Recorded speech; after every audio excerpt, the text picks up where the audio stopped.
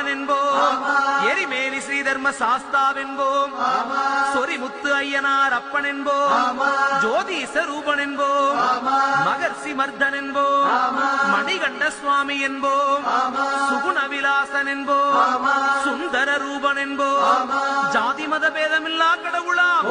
சத்திய வடிவான தெய்வமாம், ஆபத்தில் காப்பவனாம், அன்னதான பிரபுவாம், உலகத்தின் முப்பற்ற தெய்வமாம், சோதனைகள் செய்வானாம்